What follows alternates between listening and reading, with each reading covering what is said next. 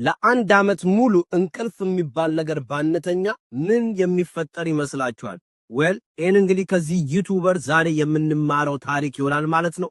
ወደ ታሪኩ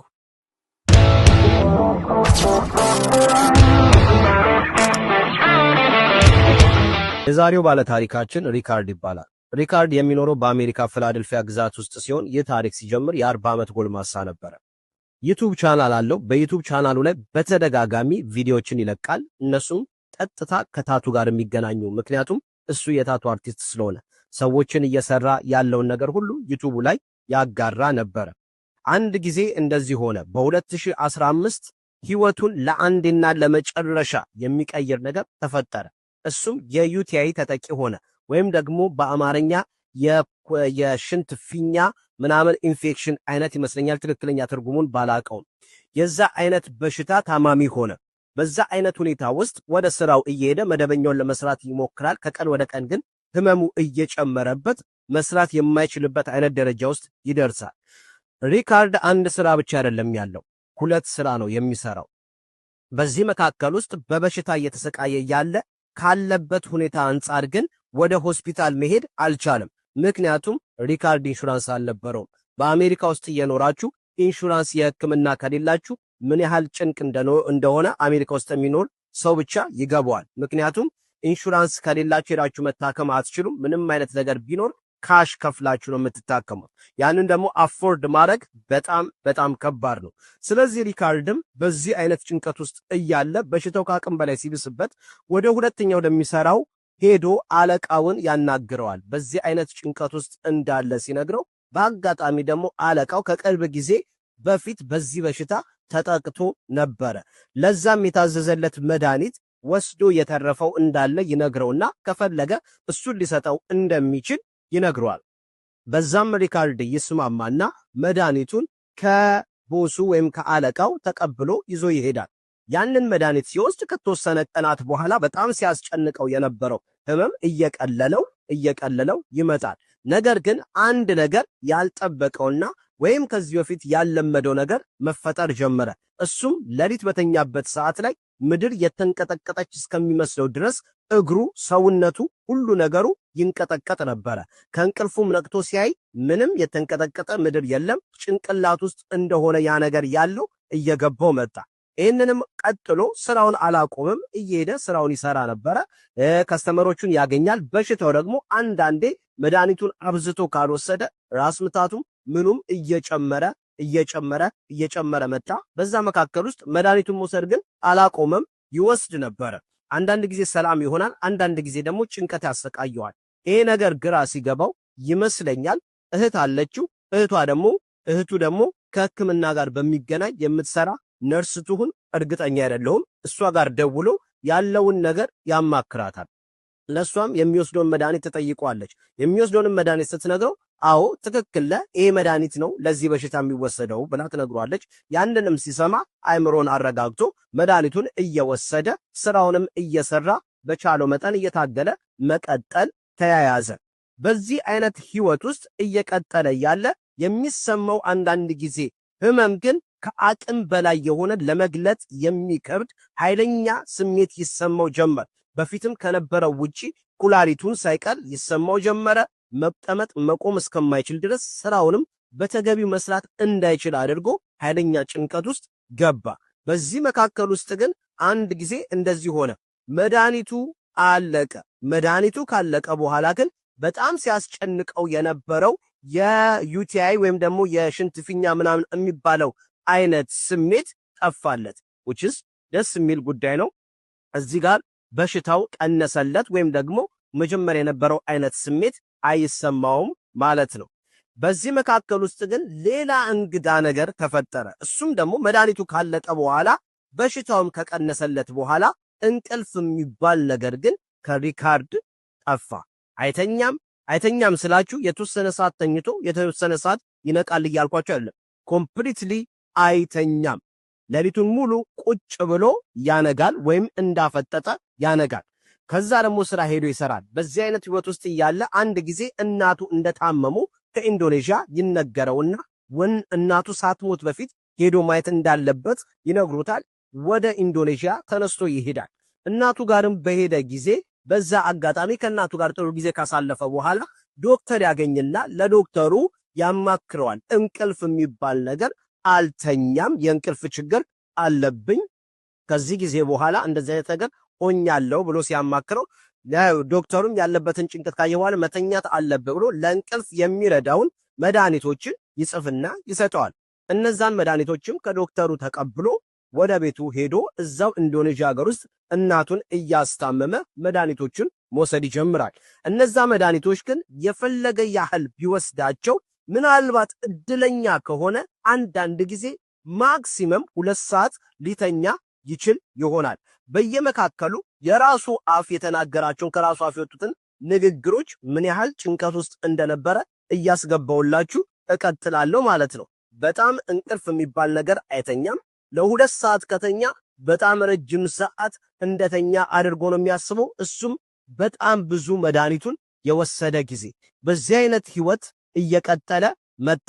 በየመካከሎች ውስጥ እሱ ራሱ ከጭንቀቱ ብዛት የተናገራቸውን ንግግሮች ምን ያህል ርቀት እንደሄደ በደንብ አሳያችኋለሁ ማለት ነው። ስለዚህ እኛ ምንም አይነት እንቅልፍ ካልተተኛ ምን ሊፈጠር ይችላል? በዚህ ያህል ጊዜ ውስጥ ኦልሞስት ወደ ወራት እየገቡ መጡ። በጣም ረጅም ጊዜ ነው ያልተኛው። እንቅልፍ የሚባል ነገር የለውም። እንደ ማንኛውም ሰው መተኛት አይችልም። አፍጥጦ ነው የሚያድረው። ከራሱ አንደበት ያሉትን አንዳንድ ቪዲዮዎች እዚህ ጋር ላስገባላችሁና ስሟቸው። I cannot sleep anymore. The medicine doesn't work anymore. The sleeping drugs is not help anymore. And it's only count. I cannot sleep anymore. The medicine doesn't work anymore. The sleeping drugs is not help anymore. And it's only count.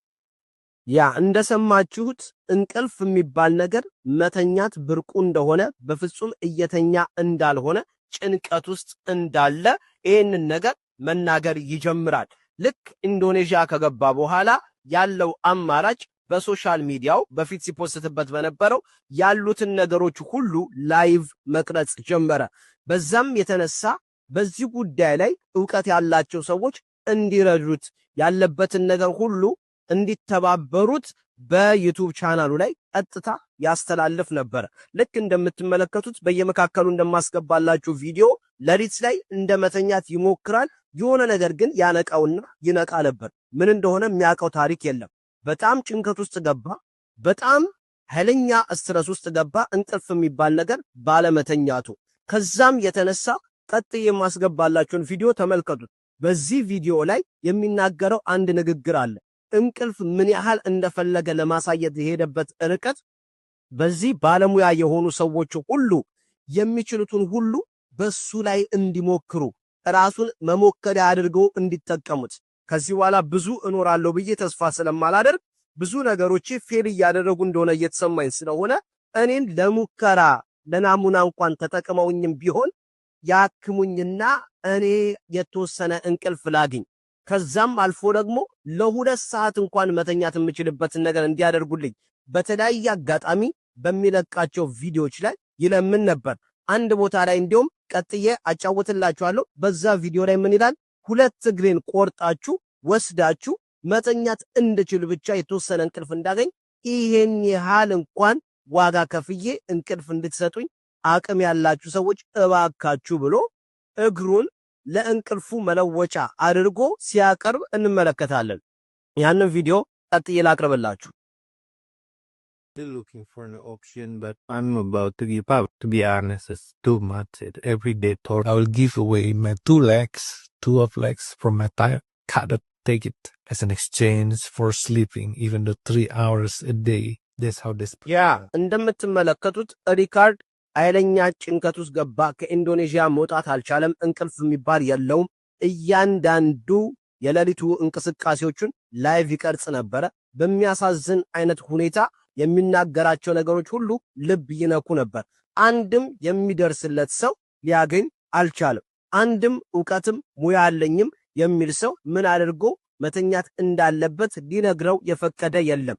እያንዳንዱን ነገር ይዘግብ ነበር። በመካከል ውስጥ የፊቱ እንኳን ሳይቀር ቆዳ መቀየር ጀመረ። የፊቱ ቆዳ እየተቀየረ እንደሆነ ራሱ ከዚህ ጋር በምትመለከቱት ቪዲዮ ማየት ትችላላችሁ።